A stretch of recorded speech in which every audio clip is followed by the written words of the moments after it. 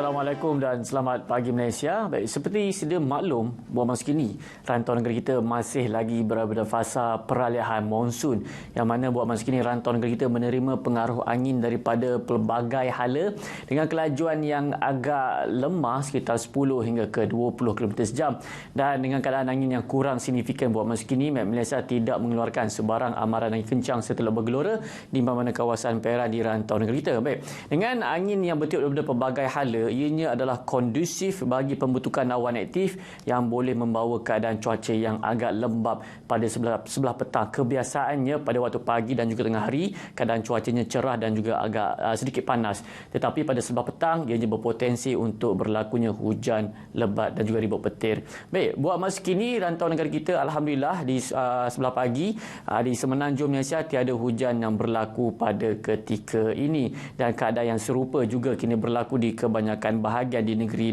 Sabah dan juga Sarawak.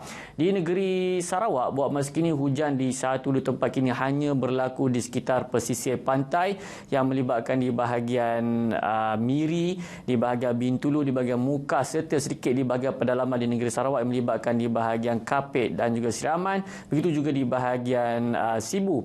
Baik, hujan yang berlaku di negeri Sarawak ini ianya boleh berlanjutan sehingga ke lewat pagi nanti. Di negeri Sabah tiada hujan yang berlaku pada ketika ini. Baik, kita lihat ramalan cuaca pada sebelah petang nanti. Seperti apa yang saya katakan tadi, hujan beserta ribut petir berpotensi untuk berlaku pada petang ini di hampir ke semua negeri di semenanjung Malaysia.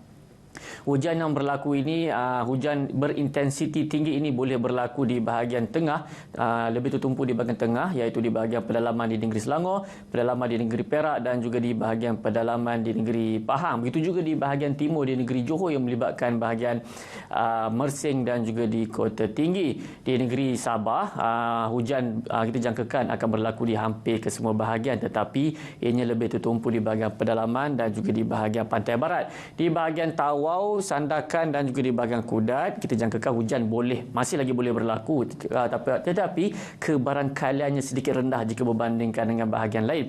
Di negeri Sarawak pula hujan akan berlaku di kesemua bahagian dan ianya lebih tertumpu di bahagian tengah di negeri Sarawak yang melibatkan bahagian Limbang, Miri, Kapit, Seri Aman, Sibu, Betong. Begitu juga di bahagian barat melibatkan bahagian Kuching, Serian dan juga di bahagian Seri Aman pada sebelah petang nanti. Dan keadaan lembap ini ianya kita jangkakan boleh berlanjutan untuk dalam tempoh yang agak lama, yang kerana kitanya boleh berlanjutan sehingga ke malam, yang mana ianya akan berlaku di bahagian pantai timur pula. Hujan yang berlaku di bahagian tengah tadi akan bergerak perlahan menghala ke pantai timur. Jadi pada sebelah malam pula hujan akan berlaku di negeri Kelantan, Terengganu dan juga masih lagi di bahagian timur di negeri Pahang, dan di negeri Sarawak pula hujan yang pada petang nanti akan berterusan sehingga ke malam, terutamanya di bahagian Kapit dan juga di bahagian Limbang pada malam nanti.